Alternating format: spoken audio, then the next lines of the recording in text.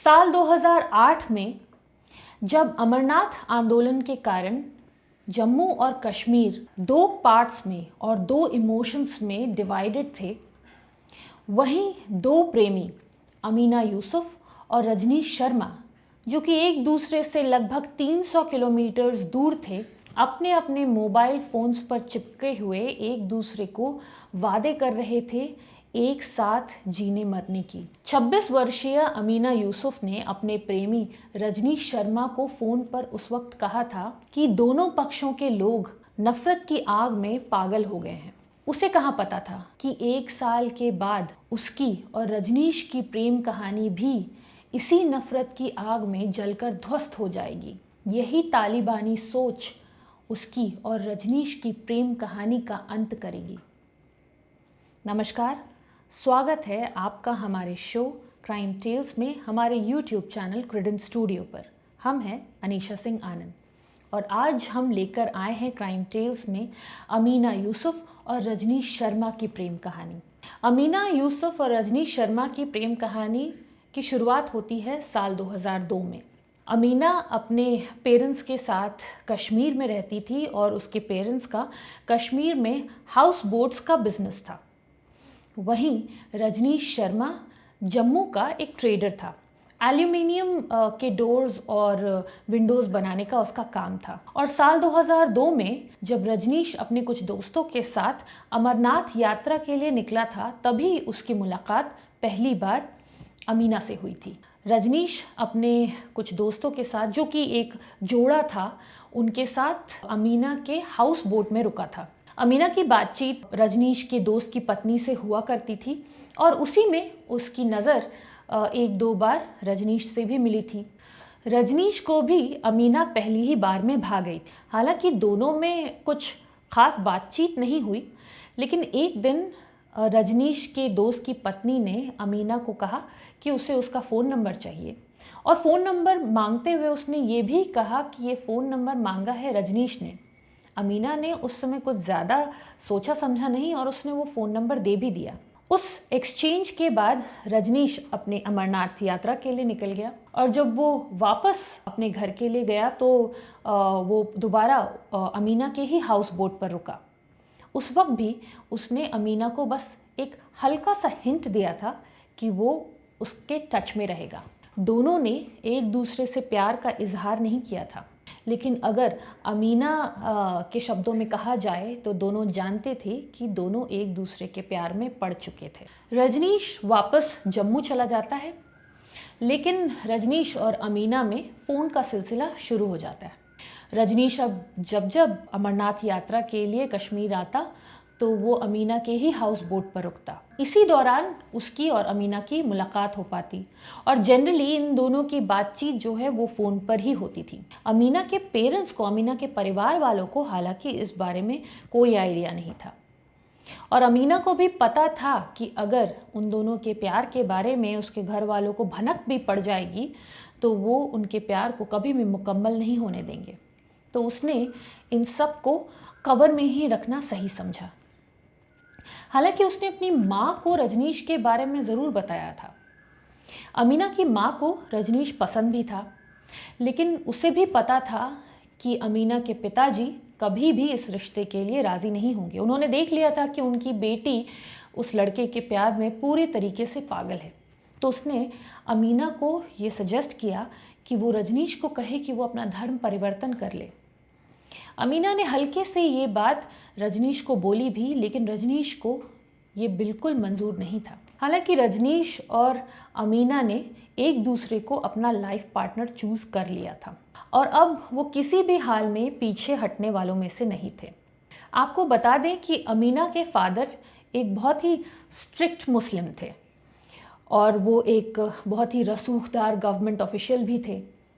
तो अमीना इस बात को बहुत अच्छे से जानती थी कि उसके फादर कभी भी उनके रिश्ते को एक्सेप्ट नहीं करेंगे।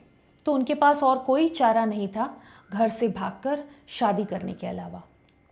लेकिन वो इस डिसीजन को समय देना चाहती थी। ऐसे में समय बीतता गया।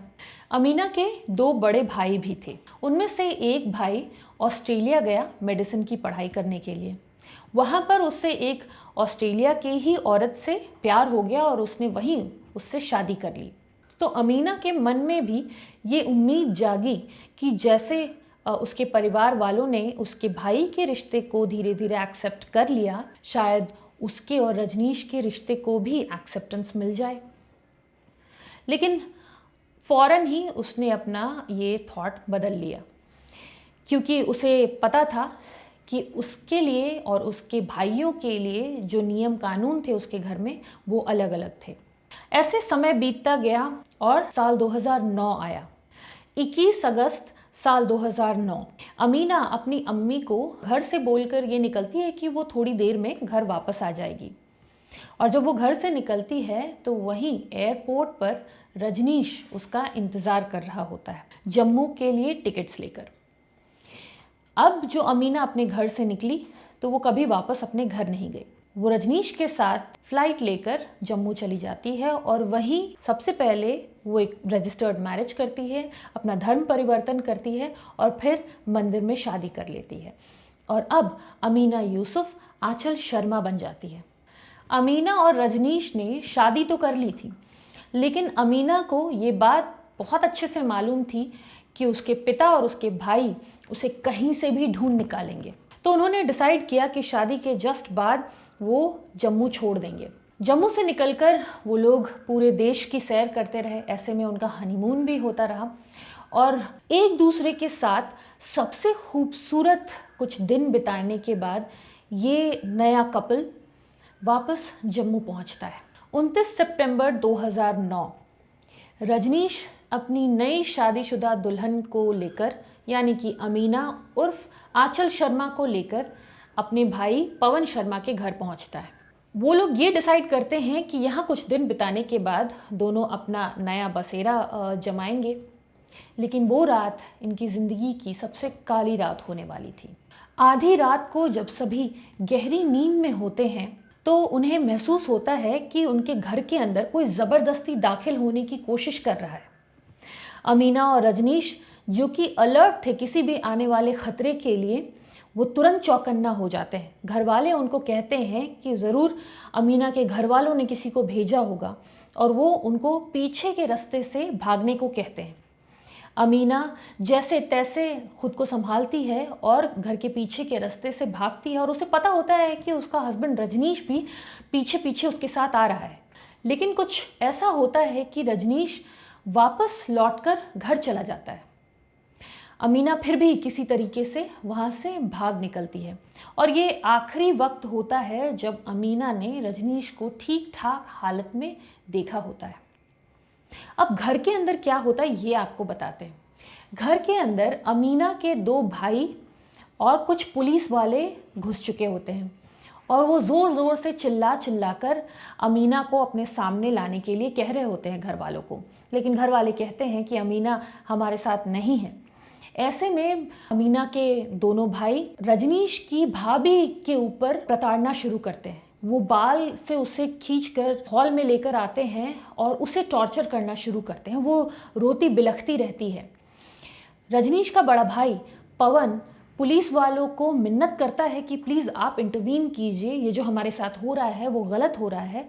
लेकिन अमीना के भाई उसी समय उसका मजाक उड़ाते हुए कहते हैं कि जम्मू और कश्मीर दोनों की पुलिस उनके जेब में है और जो वो चाहेंगे अब वही होगा। अपने परिवार को मुसीबत में देखकर रजनीश बीच बचाव करता है, पुलिस से भी भिड़ जाता है। अमीना के भाई उसे धमकी देते हैं कि वो अमीना को उसके हवाले कर दे। लेकिन जब ऐसा नहीं होता तो वो रजनीश को बहुत पिटाई करते हैं उसके घर वालों के सामने। पुलिस उसी समय रजनीश के ऊपर एक कंबल डालती है और उसे उठाकर अपने साथ लेकर जाती है। ये आखिरी बार होता है जब रजनीश के परिवार वाले उसे सही सलामत देखते हैं। इस इंसिडेंट के कुछ दिनों के बाद रजनीश को पुलिस कोर्ट में लेकर आती है। अब कोर्ट में जब उसे लाया जाता है तो इसका नाम पवन शर्मा बताया जाता है, ना कि रजनीश शर्मा। ये आइडेंटिटी का मिक्सअप शायद इनकी किसी कॉन्स्पिरेसी का हिस्सा थी, ताकि आइडेंटिटी को लेकर हमेशा से कन्फ्यूजन बना रहे और रजनीश के साइड का जो केस था वो कमज़ोर रहे। हालांकि अमीना के घर वालों ने, पुलिस ने जो केस रजनीश के ऊपर डाला था, रजनीश यानी कि पवन शर्मा के ऊपर डाला था, जो कि अपहरण का केस था, उन्होंने अपने केस में ये बताया था कि पवन शर्मा ने एक नाबालिग लड़की अमीना यूसुफ को अगवा किया है और ज़बरदस्ती अपने साथ रखे हुए। ये केस फॉल्स एविडेंसेस और फॉल्स आइडेंटिटी के ऊपर बेस्ड था, तो जाहिर सी बात थी कि ये बहुत ही वीक केस था। और आपको बता दें कि जब रजनीश को कोर्ट के सामने पेश किया गया तो बहुत ही विजिबल और स्ट्रॉन्ग साइंस थे कि उसके साथ पुलिस कस्टडी में बहुत ज़्यादा ब्रूटैलिटी की गई है। मैटर आगे बढ़ता है और रजनीश उर्फ पवन शर्मा को वापस पुलिस की हिरासत में भेज दिया जाता है। हालांकि रजनीश की जो कोर्ट के सामने ये पेशी थी, ये आखिरी बार था जब लोगों ने रजनीश को जिंदा देखा था। रजनीश की उसी रात मौत हो जाती है। अगले दिन जब रजनीश की बॉडी लोगों को मिलती है तो वो अपने सेल के रॉड से फांसी लगा हुआ मिलता है। पुलिस सबको यही बताती है कि पवन शर्मा ने पुलिस के हिरासत में सुसाइड कमिट कर लिया, लेकिन उसके बॉडी पर जो निशान थे वो साफ साफ बता रहे थे कि उसके साथ पुलिस हिरासत में कितनी ब्रूटैलिटी हुई थी। उसने खुदकुशी नहीं की होगी, उसे मारा गया था। पहले जब पोस्टमार्टम होती है तो उस पोस्टमार्टम में यही कहा जाता है कि पवन शर्मा ने, जो कि असल में रजनीश शर्मा था, उसने सुसाइड कमिट किया। लेकिन जब रजनीश के घर वाले इस बात को एक्सेप्ट नहीं करते और वो दोबारा ऑटोप्सी के लिए अपील करते हैं तो दूसरी ऑटोप्सी में ये साफ हो जाता है कि उसके साथ बहुत ब्रूटैलिटी हुई थी। उसे 3rd डिग्री दिया गया था, उसके नाखून उखाड़े गए थे, उसे इलेक्ट्रिक शॉक तक दिया गया था।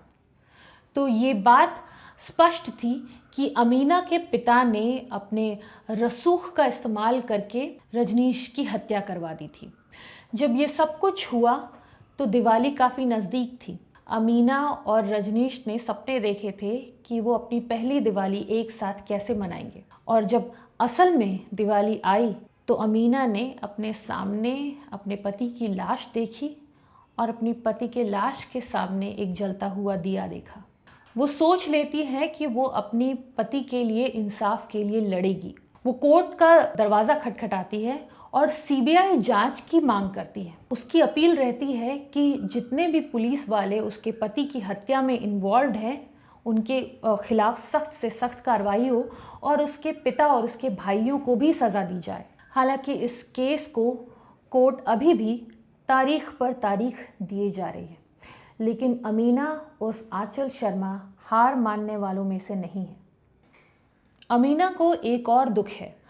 उसका कहना है कि घाटी में मौतें राजनीतिक उथल पुथल को जन्म देती है, लेकिन उसके पति की मौत ने कहीं कोई वेव नहीं क्रिएट किया। किसी ने उसके पति की मौत पर प्रोटेस्ट नहीं किया, किसी ने कैंडल्स नहीं जलाए, किसी ने कोई सोशल मीडिया कैंपेन नहीं किया। अमीना अब भी अपने लिए, अपने पति के लिए इंसाफ के इंतज़ार में है। अमीना का कहना है कि जब तक वो ज़िंदा रहेगी, जब तक उसमें जान रहेगी, वो अपने पति के लिए इंसाफ की लड़ाई लड़ती रहेगी। वो अपने पति के परिवार के साथ ही गुज़र बसर करेगी और उनकी ही सेवा में अपनी पूरी ज़िंदगी निकाल देगी। आपको क्या लगता है इस कहानी के बारे में? हमें कमेंट बॉक्स में ज़रूर लिखिए। अगर आपको हमारा वीडियो पसंद आया है, हमारा कंटेंट अच्छा लगता है आपको, तो प्लीज़ लाइक कीजिए, अपने फ्रेंड्स और फैमिलीज़ में भी शेयर कीजिए। और अगर आपने हमारा यूट्यूब चैनल अब तक सब्सक्राइब नहीं किया है तो प्लीज़ सब्सक्राइब कीजिए और बेल आइकन को भी प्रेस कीजिए ताकि हमारा लेटेस्ट एपिसोड, नोटिफिकेशन और कंटेंट आपसे मिस ना हो। मिलेंगे अगले एपिसोड में एक नई कहानी के साथ, एक नए क्राइम के टेल के साथ। तब तक अपना ख्याल रखिए। Thank you so much.